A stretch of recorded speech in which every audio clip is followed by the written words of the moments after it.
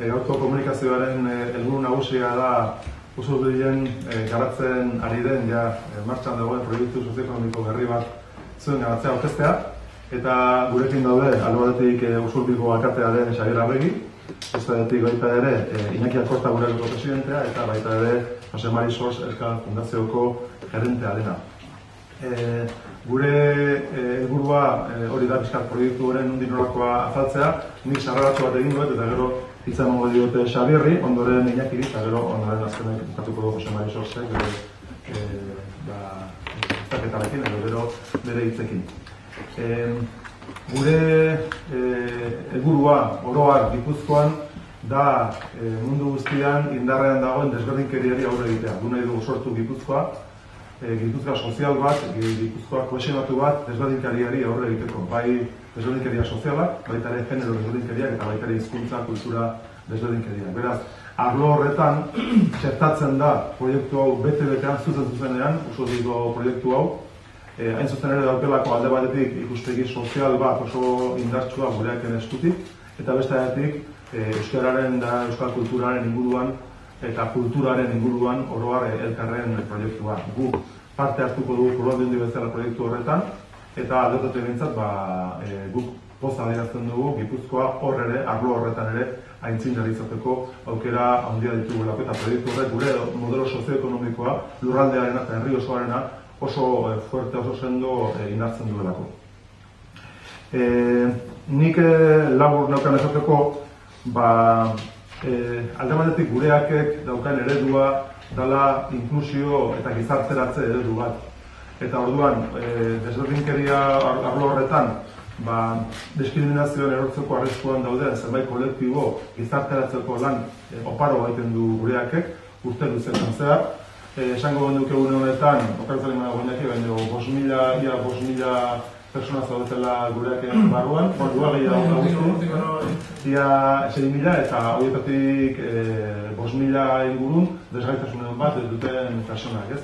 Beraz, ikusten dugun bezala, gurea bezalako lurralde txiki batean gureak edukitzea, guretzako privilegioa handi bada, aintzindaria da, mundu guztian erreferentzi importantea da, eta horregatik uste dugu proiektu honek, oraindik ere gureaken proiektua sendotu eta indartu egiten duela. Hain zuzen ere ikuspegi aintzindaria dela. Esaten duen bezala, guk parte hartuko dugu baita ere Foru bezala proiektu horretan, eta bestaldetik baita ere elkarren ikuspegiak heltzen dio tradizioalki euskarari eta euskal kulturari, eta nik esango nuke euskal herriko kultur industrietan referentzi nagusia dela, importanteena dela, eta horrek ematen dio baita ere izugarrizko aintzindaritza papera. Nolanahi ere, bere lanetan ambizioz jokatu du, eta batez ere, handela gutxi eta ezagutu nuen ez, euren ikuspegia esango duke arratago doa, distribuzio lan horietan, urrats oso importantek eman izan ditu azkeneko urtetan, eta bihurtu da baita ere gure inguruko eta estatu ikuspegitik referentzi importantenetako da baita ere arlo horretan.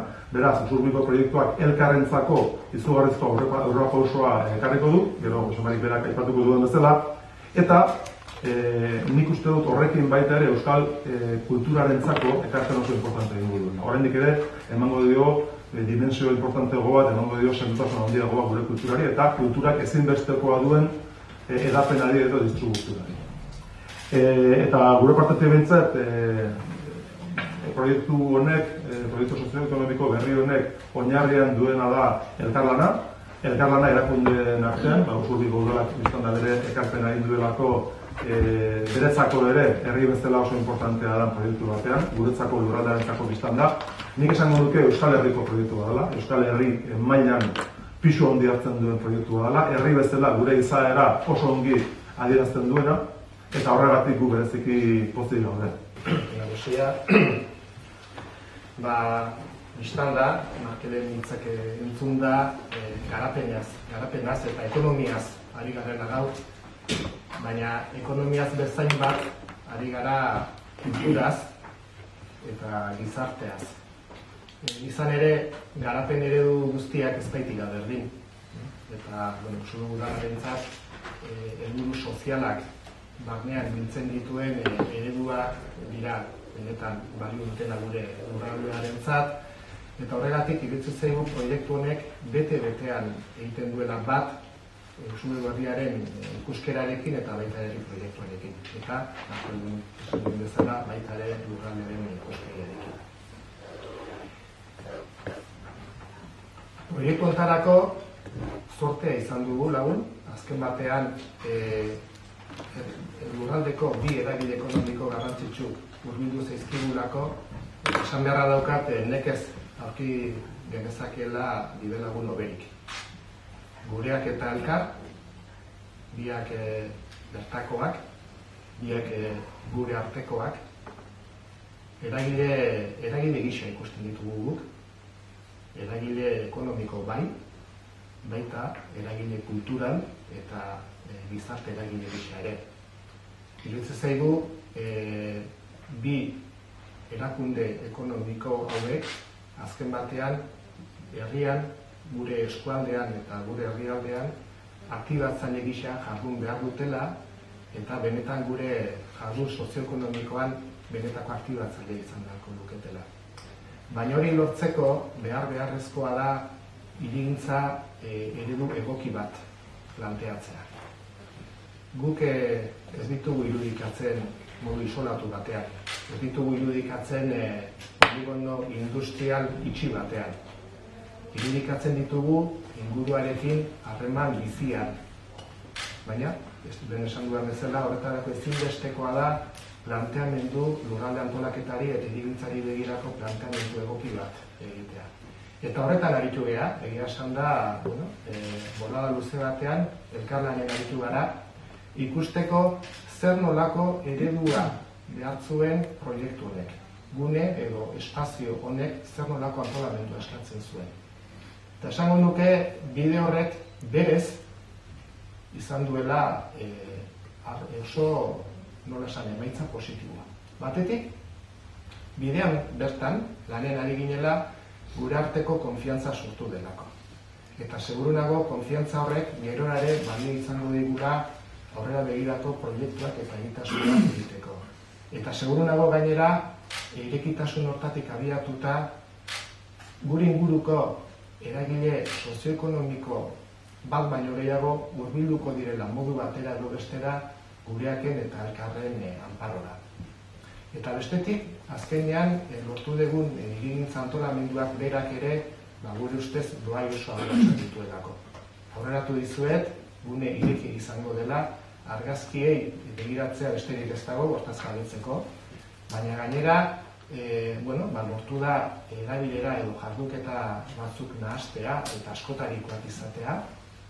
Lortu da baita ere pertsonen joan etorriko fluxuak sortzea eta bilbe edo tramo urbanoan ondo integratzea. Genero ikuspegiari ere arreta berezi eskaini zaio. Guneak eragin linguistikoari dagokionez zer esango dizuet. Berezkoa du, euskararen eta euskal kulturaren aldeko planteamentua, baita ere irisgarritasunari eta inklusibitateari begira. Ditugun bazkideekin ezinezkoa zitekeen bestela, beraz horre ere oso eragin positibo izango du. Eta azken batean, uste lortu dugula oso modu harmoniaztatuan koordinatzea esparru publikoa eta esparru pribatua. Hau da, bertara datozenen beharrak eta interes publiko orokorraren nahiak. Beraz, iruditzen zait proiektua borobidea dela, esan diren arrazoi guztiengatik, eta benetan oso garrantzitsua bai herriarentzat, bai eskualdearentzat, eta Markelek esan duen bezala baita Euskal Herriarentzat ere. Nik bukatzeko esan beharra daukat, tramitazio urbanistikoak martxan daudela, Usue udalean arauen aldaketa onartuko dugula, eta horrek bide ematen dio datozen pauso edo tramite urbanistiko guztiei, eta gure aurreikuspena da 2020 urtean obrak hasiko direla, eta gauzak ondo 2021ko bukaera 2022 benetan gune hori jardunean hariko dela. Bukatzeko, eskerrak eman dizkiet nirekin batera ditudan ordezkariei, iruditzen zaidalako, aurkezten dugun proiektua elkarlanetik sortua dela, eta elkarlana bera bada proiektu honen beste doai edo ezaugarri garrantzitsu bat. Beraz, eskerrik asko guztioi, eta negatik leku eskerrik. Bueno, Xabier, nire aldetik, ez da gero nasak gureak emituta daude, beti komunikazio batera etortzen ganean, beti datuak azten jarduteko ohitura daukagu azkeneko urteetan, eta adibidez datu bat eman dezaket, azkeneko 4 urteetan gureaken 1.494 persona gehiago bera 2014an gureaken genbiltzanak baino, ez da? Orduan, hau datu bat besterik ez da Markelek lehen aipatu du, 5.000-6.000 persona inguru gabiltzala Gipuzkoan gureaken inguruan. Azkeneko 4 urteetan 1.400 persona gehiago sartzen ditun enpresa batek, edo berez espazio guztiak, joskera guztiak nola baite bultzatzen eta hausten goaz, ez da?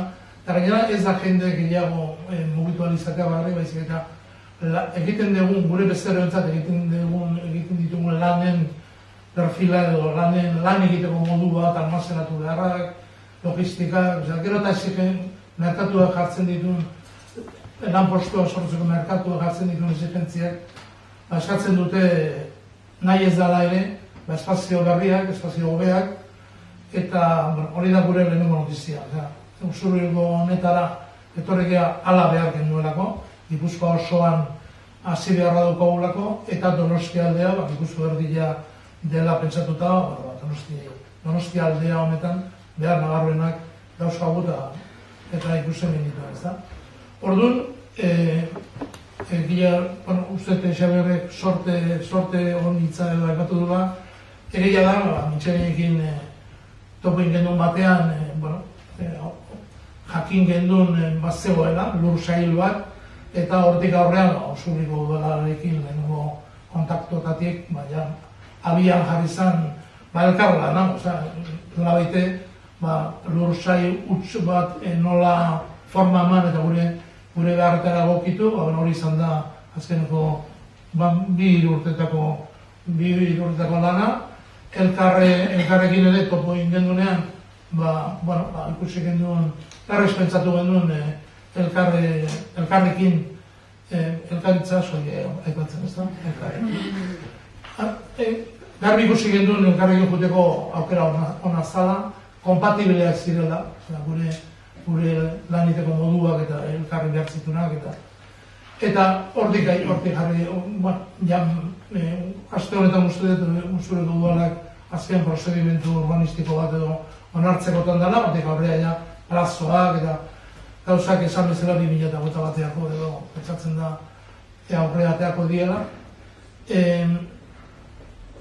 Kokagune honetan, zapategi esaten zaion Usurbilgo eremu honetan, berez gure datotan pentsatzen dugun 700 persona edo jarrian ahal izango ditugula lanean, ez denak lan postu berriak direlako, baizik eta Donostia aldean dauzkagun beste kokagune batzu berrantolatu eta hori behar ditugun movimentu batzu bidez, baina 700 persona zuzeneko lanean etorreko diren 700 persona gutaz gain, 1.500 persona pentsatzen da pasako direla formakuntza, Usurbilgo kokagune honetan formakuntzari ere espazio on bat eskainiko zaio, eta 1.500 bat persona bintzat uste dugu urtero ibiliko direla hor zehar, bere lan bilaketa horretan formakuntza hartu alizateko. Ez da, guzti honen ikuset ematen duela ez dugu tailer berri bat irikitzen, askotan egin dugu bezala, eremu berri batean idealarriak aurrera begira, eta nik uste oso onuragarri izango dela Gipuzkoantzat, Donostialdeantzat, Usurbilgoantzat, eta gureaken historia beste salto importante bat. Dato bezala esan dezaket honek gureak datozen urtetan, 3 urtetan 56 milioi inguruko inbertsioetan mugitzea tokatzen zaigu. Usurbilgo eremu montara 26 bat edo aurrez ikusita dauzkagu, 26 milioi euro uste dugu, gureak sartu beharko ditula operazio honetan.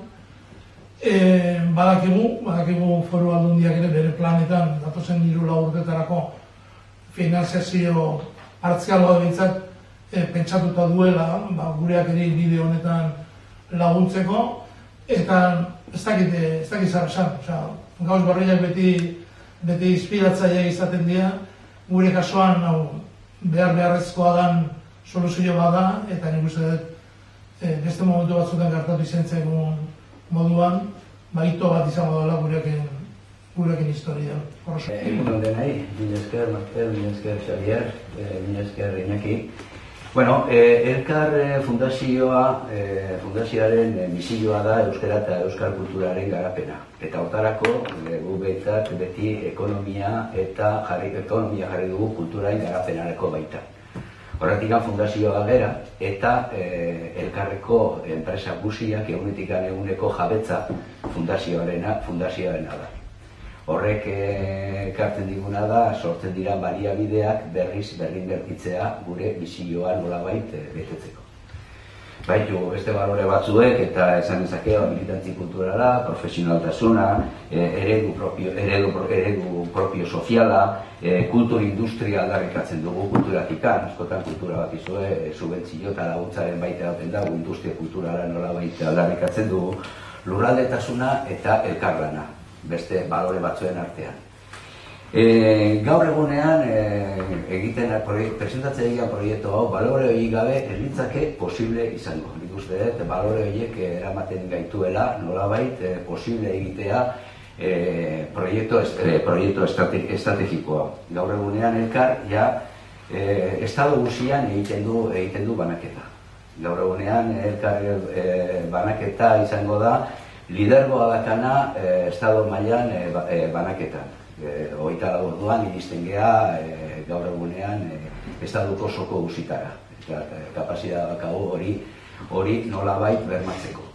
Horrek esan du, estado mailan ere ondasunak sortzen ditugula, baina beti ere gure helburua betetzeko, eta da euskara eta euskal kultura bermatzea. Beraz, baliabidea nolabait berriz inbertitu guk gure misioan. Proiektu berri honetan nahi duguna da, azkenian, zuzendaritza, erabakigunea, argitaletxeak, logistika, dena nolabait Usurbilko eremu hontan kokatu. Nahi ditugu azpiegitura modernoak, automatizazioa, eta azkenean 21. mendeko beharrei egokituta. Eta hau dena, noiz ari da gertatzen? Eta gertatzen nahi da, krisi kultural batian sartuta gaudenean. Uste duguna da, gaina kulturaren konsumoan paradigma aldaketa izugarria dagoela. Dago, konsumoan bertan, gaur egunean aisialdia, norbanako aisialdia nola kudeatzen dugun, dago digitalizazioa, arazo eta nolabait mehatxu asko daude. Baina Elkar taldean pentsatzen dugu mehatxu aurrian ere nolabait egoten diala aukerak, eta guk prestatuta egon behar dugu auker horiei erantzuna emateko. Horregatik gure beharra eta garrantzi ematen diogu proiektu honi. Gaur egunean Elkarrek izango ditu 250 balangile, horietatik 250 inguruan kokatuko dira eremu berri honetan. Gaur egunean gabiltza 120 milioi salbentetan.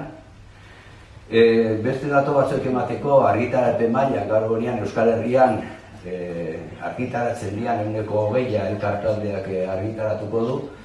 Eta fondotan baditugu musika eta liburua kontuan hartuta 4.500 gora titulo bizirik. Horrek ez du, askoz gehiago argitaratu dira bere Elkarrek bizitzan, baina hori dira bizirik daudera. Eta horietetik